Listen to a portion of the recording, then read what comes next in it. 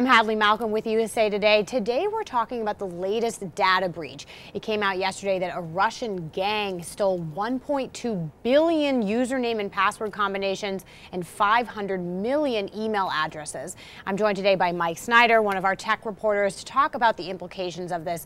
Mike, tell me how serious we should be taking this. Well, anytime you have a data breach like this, it is serious. It's supposedly the largest breach we know of at this point. I mean, you're talking about almost 2 billion pieces of data when you put it all together, I guess, with all these usernames and passwords and email addresses.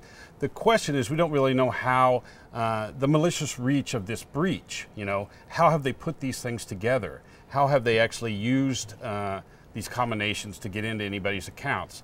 At this point, the company that announced the information, they're saying you can send us your email, we'll tell you if you've been compromised, but they're not saying the companies. So like 400,000 companies of various sizes have been infiltrated.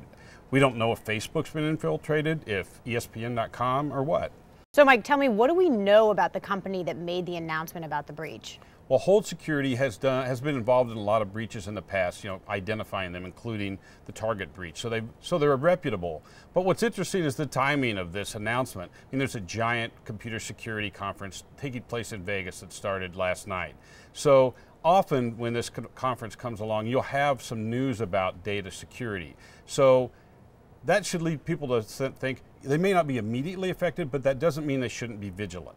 And tell me, what is Hold Security offering? What do they have to gain out of announcing this? Well, they've said if you want to know if your email's been compromised, you could go to their website and give them your email. They'll send you a confirmation, and then you could check whether you have been compromised by this breach. And then you could subscribe for their monitoring service, and they will check your email for a certain amount of time for activity, your email and your passwords and things. Right now, that website, it evidently works because that website is over abundant with traffic. I can't even get on it. Meanwhile, what you want to try to do is look at your accounts, specifically credit cards and anything that involves money. Look for anything weird. And if you see any interesting, like $2 or $3 transactions, and you haven't used your credit card at a pop machine, then you might want to alert your bank that there could be something weird going on.